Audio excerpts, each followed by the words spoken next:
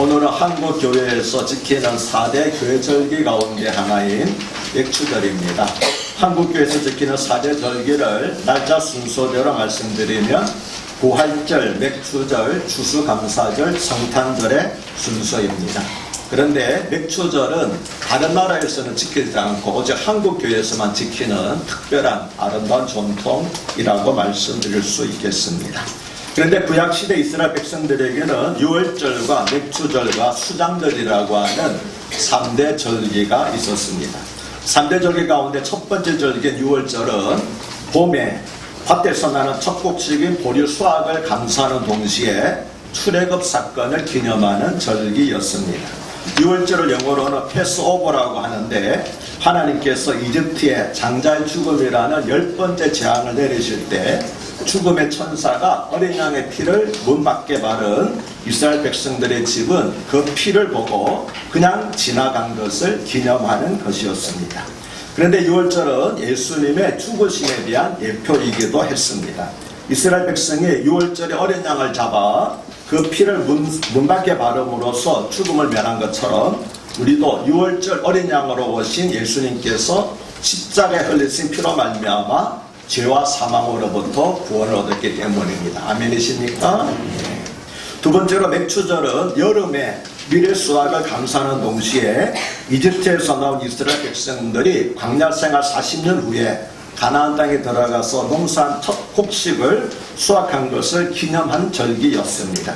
맥추절이라고 하니까 보리 수확을 감사하는 것으로 착각하기 쉬운데 맥추절은 보리가 아니라 밀 수확을 감사한 절기였습니다. 우리는 6월에 우리 한국에서는 보리를 추수하지만 이스라엘에서는 6월에 밀을 추수를 했습니다. 그래서 밀 수확을 감사하는 절기였습니다. 보리는 한문으로 대맥이라고 하고 밀은 한문으로 소맥이라고 그럽니다. 그러니까 둘 다 맥자를 쓰고 있습니다. 맥추절은 잠시 후에 더 자세히 말씀드리겠습니다. 세 번째로 수장절은 가을에 채소와 과일을 수확하여 창고에 저장한 후 하나님께 감사하며 일주일 동안 즐긴 절기였습니다. 다른 절기들은 주로 하루만 지키는 것인데 이 수장절은 일주일 동안 지켰던 특별한 절기였습니다. 그런데 마당이나 광장에 장막, 즉 텐트를 치고 일주일간 지내는 절기였기 때문에 장막절이라고 하기도 하고 텐트의 입구와 지붕을 풀과 꽃과 가을나무로 장식했기 때문에 풀초자를 써서 토막절이라고도 하였습니다. 이것은 이집트를 탈출한 이스라엘 조상들이 40년 동안 광야에서 텐트를 지고 지낸 것을 기억하는 한편 하나님께서 광야 생활을 끝내고 오곡백화가 풍성한 가나안 땅에 들어가서 살도록 하여 주신 것을 감사하는 것이었습니다. 그리고 이 수장절에는 영적인 의미가 있는데 이 수장절의 영적인 의미는 인생은 나만의 삶에 불과한 것이고 성도의 참된 소망은 영원한 천국에 들어가서 안식을 누리라는 것을 예표적으로 보여준 절기가 바로 수장절이었습니다. 오늘은 맥추절이므로 맥추절에 대해서 조금 더 자세히 말씀을 드리겠습니다. 맥추절을 구체적으로 어떻게 지켜야 하는지 오늘 설교 본문이 레위기 23장 15절로부터 22절에 자세히 나타나 있습니다. 다른 구절에서는 맥추절을 지키라고 명령만 하고 있지 어떻게 지키라고 하는 자세한 규정은 없는데 오늘 읽은 이 레위기 23장 말씀은 맥추절뿐만 아니라 각 절기들을 자세히 어떻게 지켜야 하는 것을 세세히 기록하고 있기 때문에 이 레위기 23장을 일으켜서 흔히들 절기장이라고 하는 별명으로 부르고 있습니다.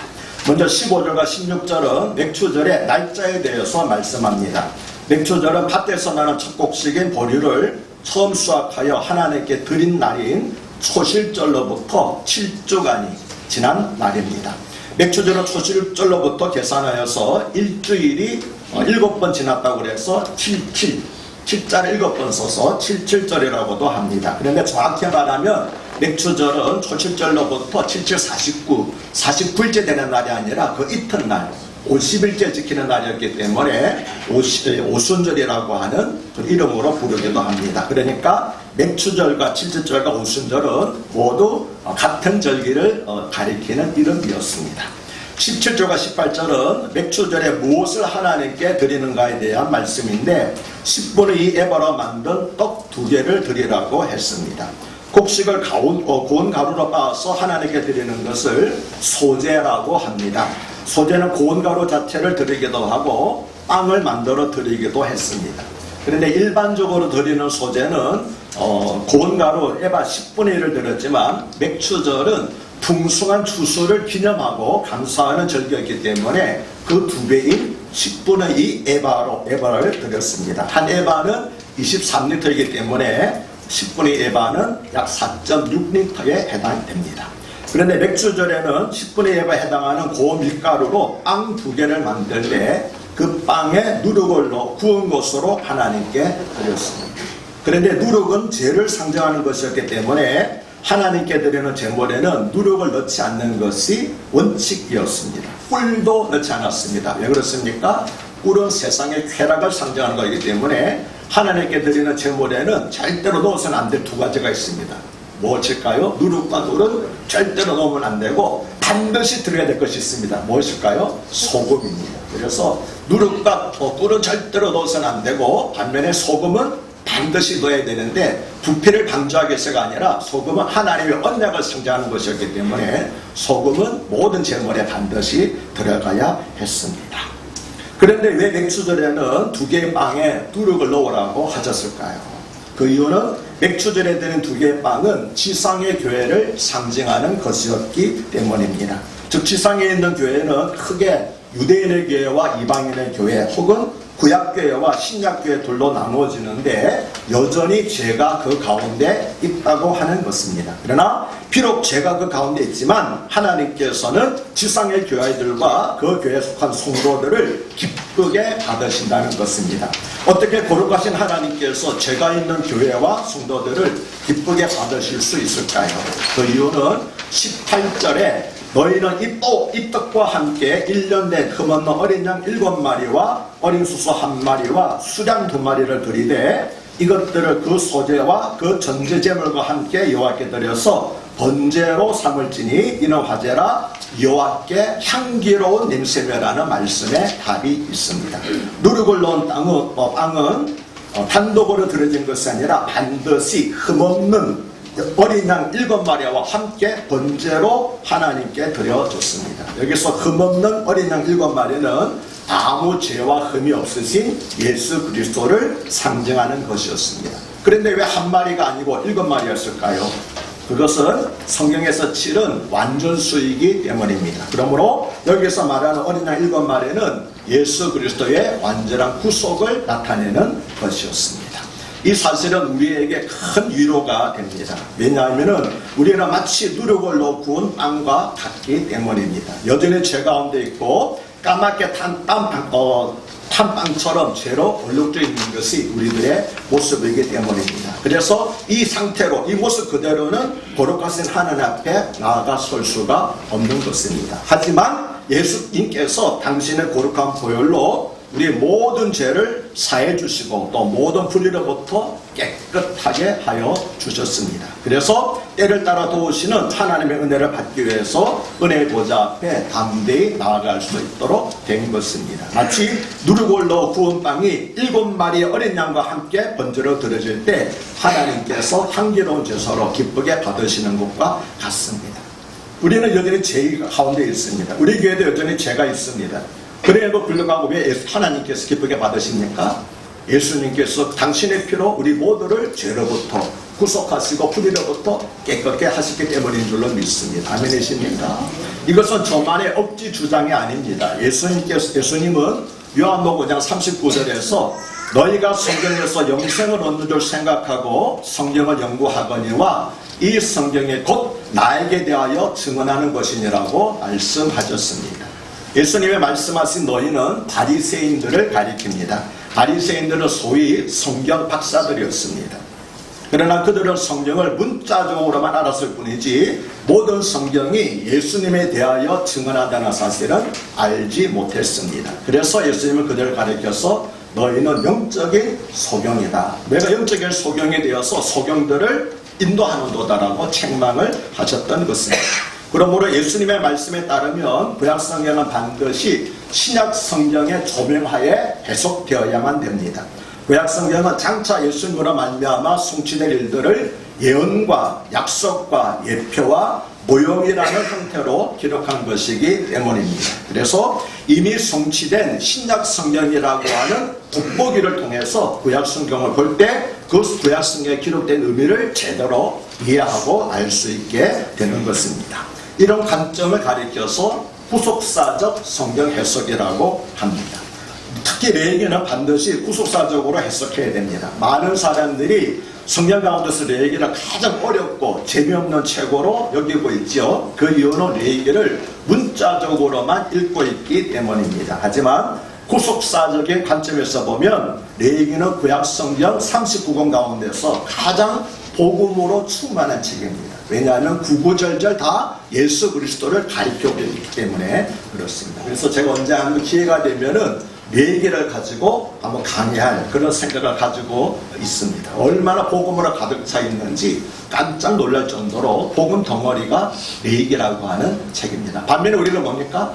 레위기는 가장 어려운 책. 성경을 쭉 성경기 하다가 레위기 하면 퍼퍼거리잖아요. 따분하다고. 그렇지 않습니다. 그 의미를 알고 읽으면은 레위기처럼 우리에게 은혜를 주는 책이 없습니다. 그런데 신약 성경에는 맥추절이라는 말이 없고 구약 성경에는 오순절이라는 말이 없다는 사실을 알고 계십니까? 알고 계셨습니까? 구약 성경에는 맥추절이라는 말이 있고요. 오순절이라는 말은 전혀 나오지 않습니다. 반면에 신약 성경에서는 오순절이라는 말만 나오고 맥추절이라는 말은 한 번도 나오지 않습니다. 왜 그럴까요?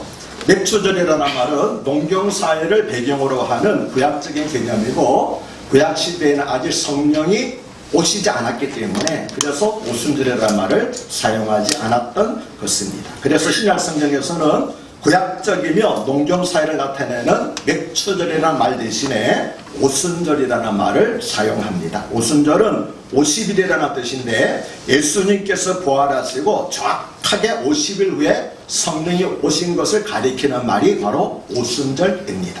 그래서 오순절하면은 성령 강림을 생각하는 것입니다. 오순절의 구속사적인 의미는 오순절에 마가의 다락방에 모인 120명의 제자들에게 성령이 임함으로써 신약교회가 탄생한 것입니다. 따라서 오늘날 현대교회가 지키는 오순절은 농경사회를 배경으로 하는 맥추절이 아니라 신약교회를 대동케 한 성령 강림을 기념하는 성령 강림절이라는 의미가 더 강합니다. 물론 반년 동안 우리를 지켜주신 하나님의 은혜에 대해서 감사한다고 하는 그런 의미도 있지만 더 깊은 의미는 성령이 오신 것을, 성령이 우리에게 오셔서 신약교회가 탄생한 것을 감사하는 절기가 바로 오순절입니다.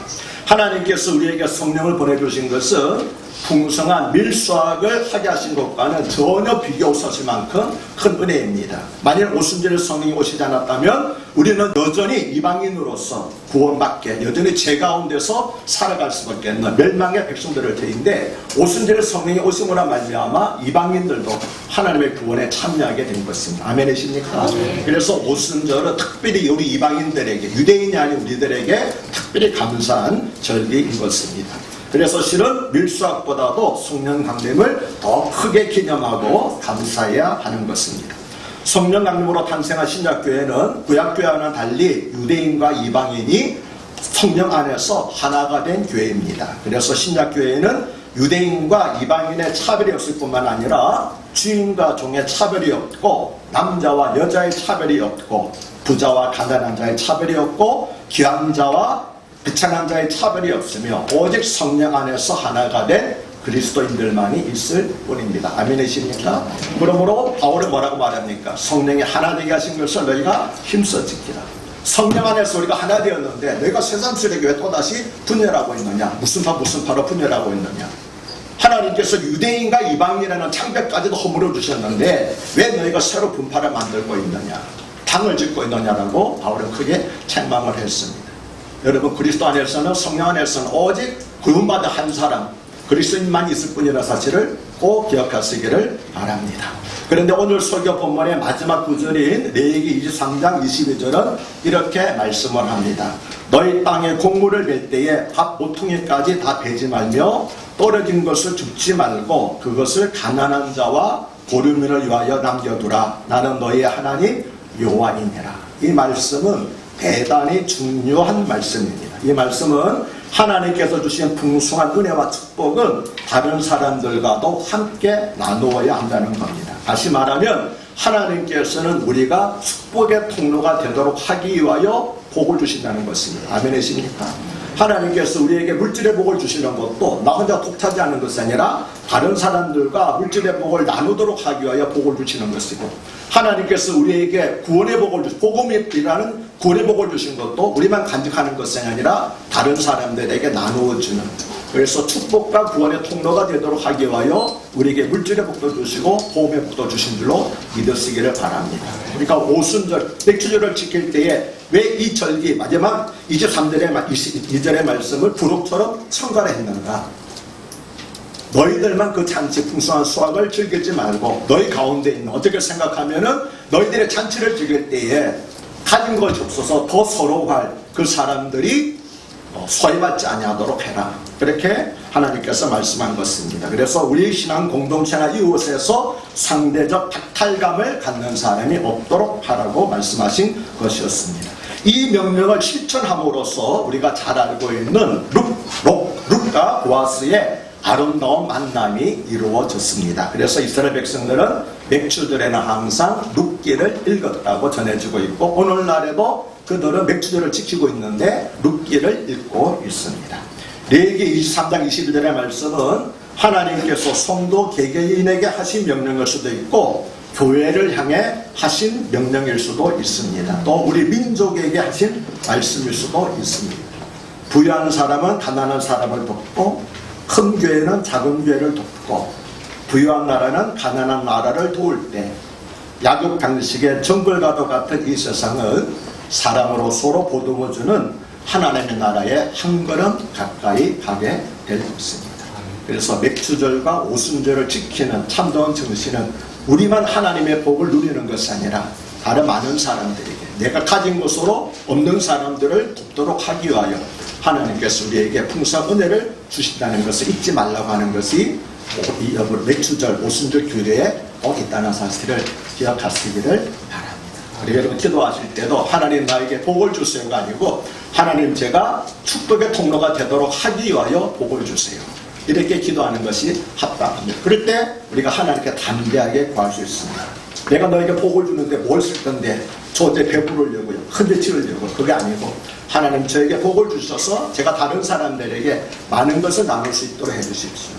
우리 교회도 마찬가지입니다. 단순히 하나님 우리 교회가 큰 교회, 떵떵거리는 교회가 아니라 하나님 우리 교회가 해야 될, 하나님께도 주신 사명이 많이 있는데 지금 우리 교회 규모 가지고는 할 수 있는 일이 제한되어 있습니다. 그러니 하나님 우리 교회를 더 크게 부흥시켜 주셔서 하나님께서 이 시대에 원하시는 그런 아름답고 귀한 일들을 잘 감당할 수 있는 교회가 되게 해달라고 그렇게 기도하시고, 여러분의 가정도, 여러분의 산업도, 직장도 여러분 하나님께서 축복해 주셔서 번성케 하게 달라고, 지경을 넓혀달라고, 그래서 많은 사람들에게 하나님의 은혜와 축복을 공급하고 나누어지는 그런 통로가 되게 해달라고 기도하시는 여러분 되시기를 주님 이름으로 축복합니다.